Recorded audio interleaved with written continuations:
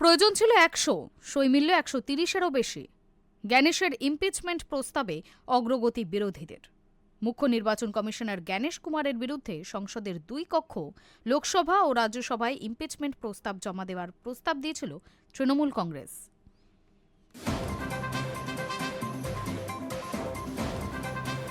মুখ্য নির্বাচন কমিশনার জ্ঞানেশ কুমারের বিরুদ্ধে সংসদের দুই কক্ষ লোকসভা ও রাজ্যসভায় ইমপিচমেন্ট প্রস্তাব জমা দেওয়ার প্রস্তাব দিয়েছিল তৃণমূল কংগ্রেস। সেই প্রস্তাবে সায় দিয়েছে কংগ্রেস সহ ইন্ডিয়া জোটের অন্য শরিকরাও। সেই ইমপিচমেন্ট প্রস্তাব আনার প্রক্রিয়া এবার অনেকটাই এগোল। ইতিমধ্যেই ওই প্রস্তাবের পক্ষে সই সংগ্রহের কাজ সম্পন্ন। বিরোধী শিবিরের এই পদক্ষেপ কেন্দ্র সরকারের উপর রাজনৈতিক চাপ বাড়ানোর কৌশলের অংশ। সূত্রের খবর, এই উদ্যোগে নেতৃত্ব দিয়েছে তৃণমূল কংগ্রেস। বিরোধী শিবিরের একাধিক দলকে এক ছাতার তলায় এনে প্রস্তাব জমা দেওয়ার বিষয়ে ঐক্যমত্য গড়ে তুলতে গুরুত্বপূর্ণ ভূমিকা নিয়েছে তৃণমূল নেতৃত্বই। ইতিমধ্যে লোকসভায় ইমপিচমেন্ট প্রস্তাবের খসড়ায় প্রয়োজনীয় ১০০ জন সাংসদের স্বাক্ষরের থেকে অনেক বেশি, প্রায় ১৩০ জনেরও বেশি সাংসদ সই করেছেন। রাজ্যসভার ক্ষেত্রেও একই ছবি।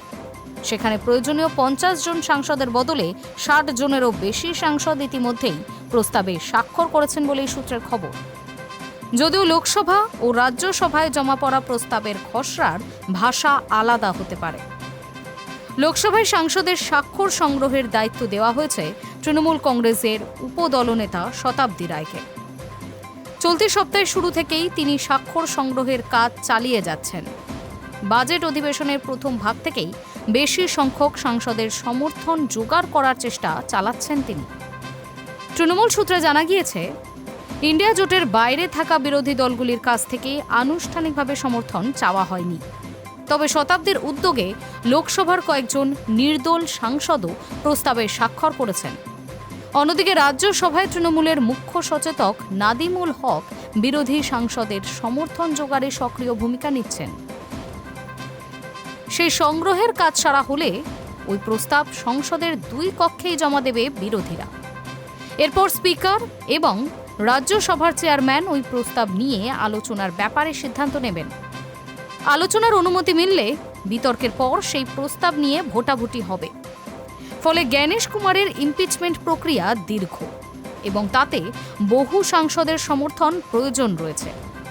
তবে আপাতত প্রথম ধাপে উত্তীর্ণ বিরোধী শিবিররা। High news network.